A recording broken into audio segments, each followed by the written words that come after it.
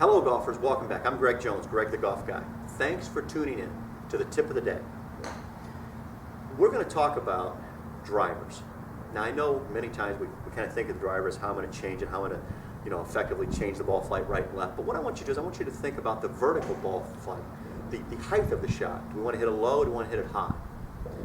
Are we with the wind, against the wind? Is the ground hard? Is it soft? What do we want to do and how are we going to achieve it? So what I want to do is I want to really concentrate on that vertical flight of the ball. So I want to talk about hitting it higher.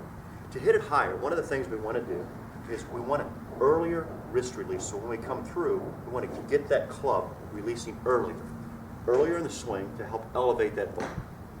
To hit the ball lower, what we want to do is a later wrist release. So we want to hold this lag a little bit longer so that the hands actually get clear to the center of the body before we actually hit the shot.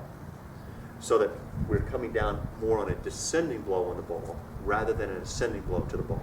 The ascending blow, of course, is going to get it up, and the descending blow, of course, is going to get it down. Now, hitting the ball for this millionth of a second, I understand this lag can be difficult to get the timing right. So what I do is I kind of think of it a little bit differently. I pretend that there's a big ball floating right here, and I put my right hand up to it, and I want to hit it up into the sky. So when I swing, I want to feel my body hit up. Now you notice when I did that, this center of the body stayed well behind the ball so that I could elevate the shot. That's the same thing that we want to feel during a drive. Instead of thinking about maybe more of an early wrist release, let's just think about swinging up on the shot, catching on our upswing so we can really just launch that ball up into the air.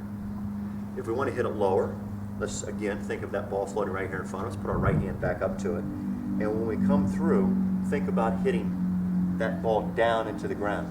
And as you can see, my weight shift completely changed.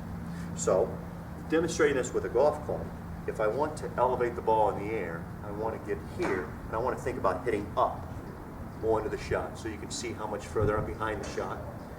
And if I want to hit that ball down, hit a lower ball flight, I'm going to actually force myself to come up, which is more of a reaction than an action, force myself to come up, catching and trapping that ball so I hit a lower ball flight. Let me execute these two shots so that you can see the difference in how the body reacts.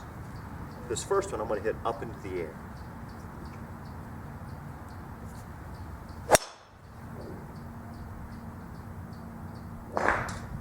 And this second one,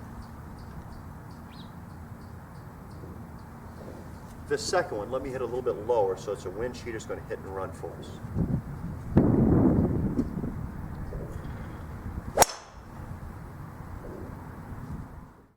With a little practice, you too can start controlling the height of your drives.